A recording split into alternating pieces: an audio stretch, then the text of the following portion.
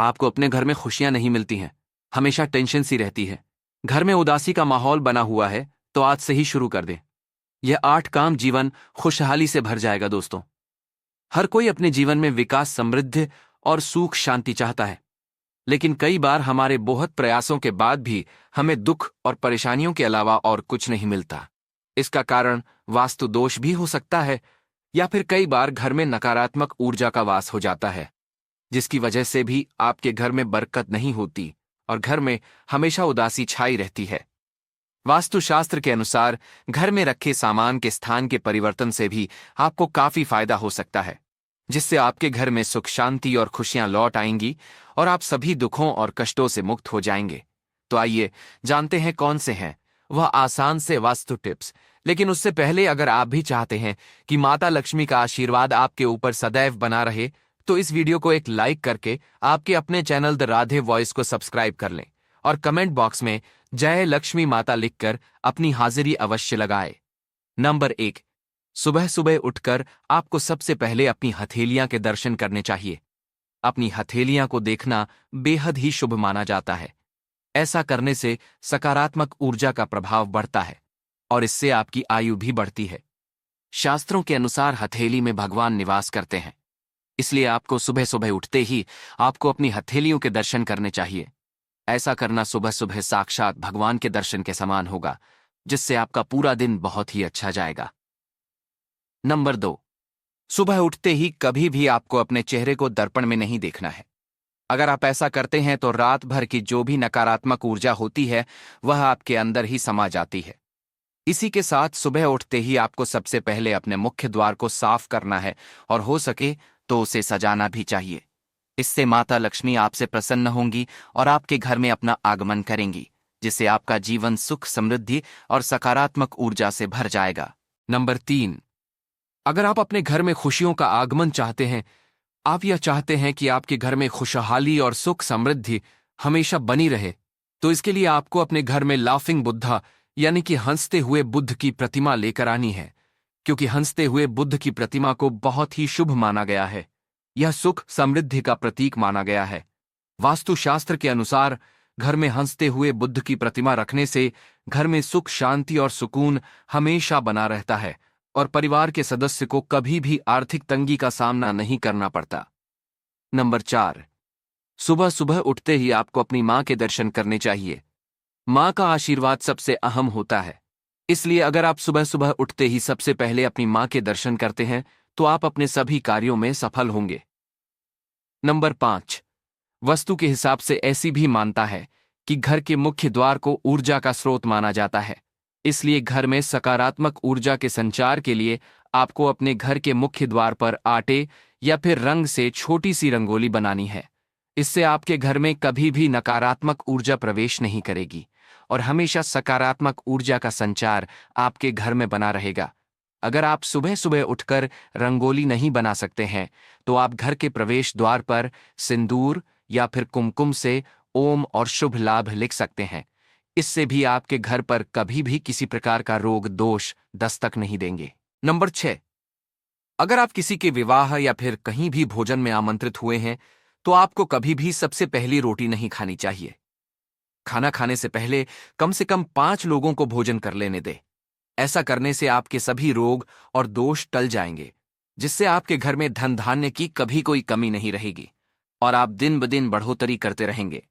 इसके अलावा अगर आप यह चाहते हैं कि आपके घर की तिजोरी हमेशा धन धान्य से भरी रहे, तो आपको रोटी बनाते समय सबसे पहली रोटी गाय के लिए निकाल देनी है और उस रोटी को गाय को ही खिलानी है।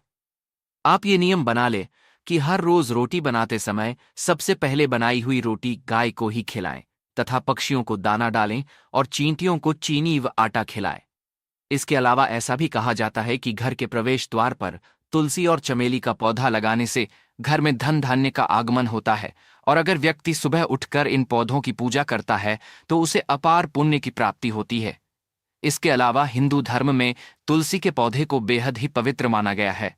हिंदू धर्म में इस पौधे को बहुत ही पूजनीय माना जाता है। वास्तुशास्त्र के अनुसार जब तुलसी का पौधा सूख जाए तो अपने घर के मुख्य द्वार के पास इसकी जड़ों को लाल कपड़े में बांधकर लटका दें। इससे आपके घर में कभी भी नकारात्मक ऊर्जा प्रवेश नहीं कर पाएगी और परिवार के सदस्यों को धन की देवी मां लक्ष्मी की कृपा प्राप्त होगी। नंबर 7।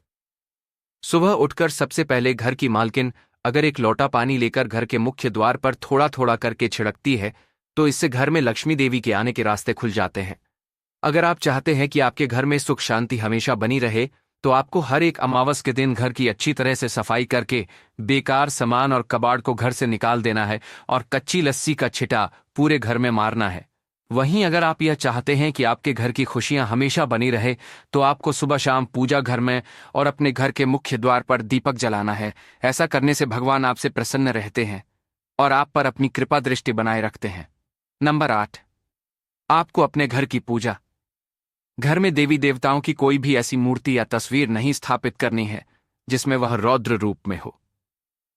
अगर ऐसी कोई भी प्रतिमा या फिर तस्वीर आपने अपने घर के मंदिर में लगाई हुई है जिसमें भगवान क्रोध में है तो उसे तुरंत अपने घर से हटा दे। इससे आपके घर में लड़ाई झगड़े का माहौल बनता है और घर में हमेशा छोटी छोटी बात पर भी क्लेश होता रहता है। नंबर 9। झाड़ू न लगाए झाड़ू को माता लक्ष्मी का प्रतीक माना जाता है। आपको यह ध्यान रखना है कि कभी भी सूर्यास्त के बाद भूलकर भी झाड़ू नहीं लगानी चाहिए।